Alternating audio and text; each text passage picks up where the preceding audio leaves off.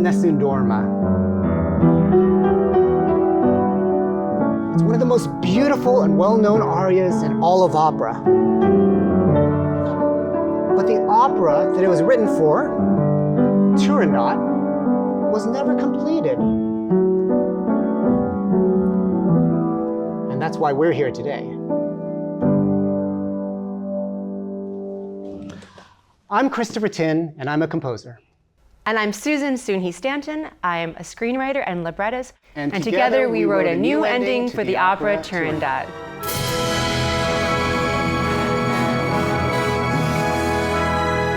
So Chris, Washington National Opera has asked us here to answer some questions about the new ending for our opera Turandot.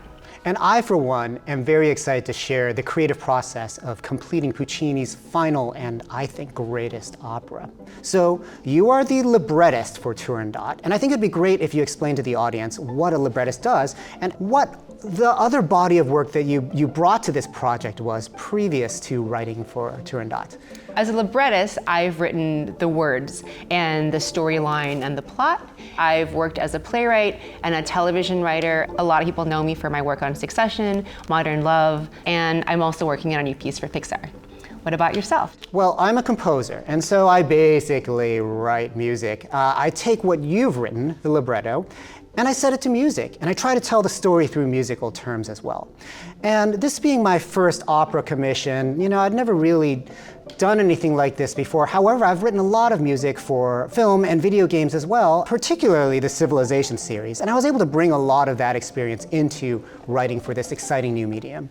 For audiences who are not familiar with the opera, can you explain why Turandot was in need of a new ending? Okay, well, first of all, Puccini actually died before he could finish the opera. And he left some sketches for whoever was going to finish it. And the ending that was written by Franco Alfano, who is one of his contemporaries, was never really generally accepted by the public. It felt a little rushed, the plot didn't make a ton of sense, and various composers and librettists have tried rewriting the ending. I don't know what you feel about the character of Turandot herself, but to me, she felt incomplete. Absolutely, I think that there is something very compressed about her storyline. I think that Turandot is always the ice princess, and we never really see that sort of satisfying melting, like removing the layers of that. And so I think I was really interested in getting into the heart of who these two lovers are, who Calaf, the nameless prince, is, and who Turandot really is, because everyone spends most of the opera trying to figure that out.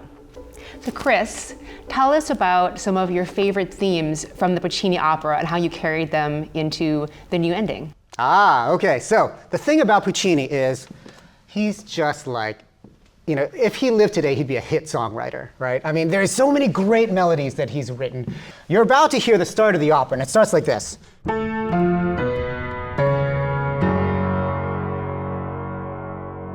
Real dark, right? And that's because that's called the axe motif. And that is actually meant to sound like an executioner's axe falling on the head of a suitor. And that happens a lot, as you know in this story. What we can do is we can take that motif, and over the course of our new ending, we can change it ever so slightly. So in our new ending, Turandot reveals that she's going to rule her kingdom now with mercy and not with bloodshed. And so that's when I bring the axe motif back, but I make it sound like this.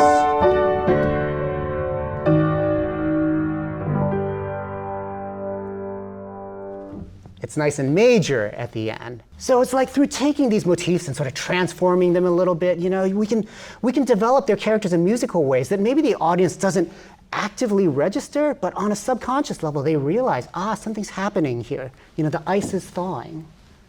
I'll give another example. Turandot.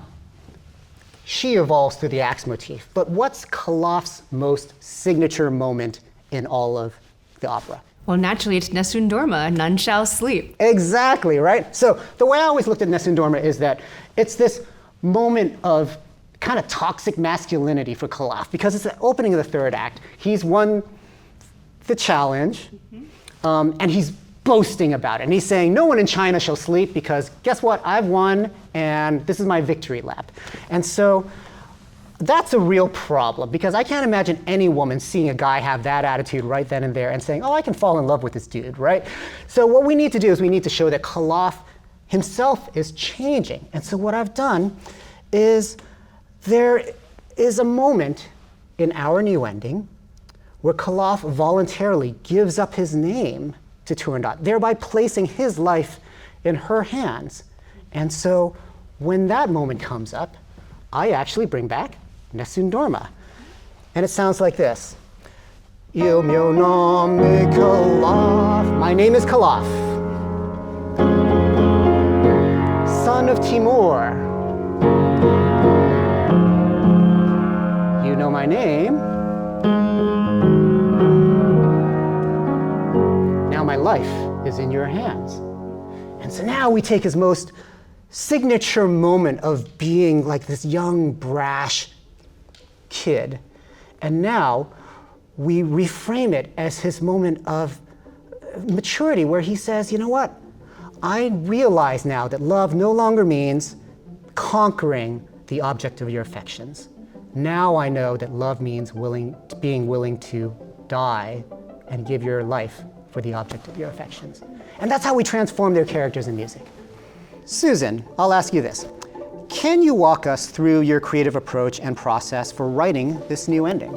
You know, it's 2.5 hours to wrap up in 18 minutes for two characters that are really at odds. And so, you know, how do you really engage these two characters in a satisfying, emotionally truthful conclusion? The process was trying to understand why this person would create these riddles and kill all these other princes. And also, who is Calaf, who is very romantic, but also headstrong. You know, he endangers everybody in his life by his pursuit of love, because he just sort of charges into the night in pursuit of Turandot.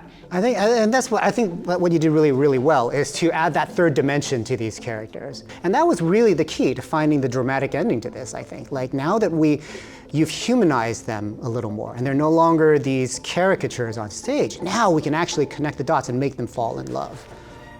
It's been a remarkable journey bringing this project to fruition. We hope you love it as much as we do.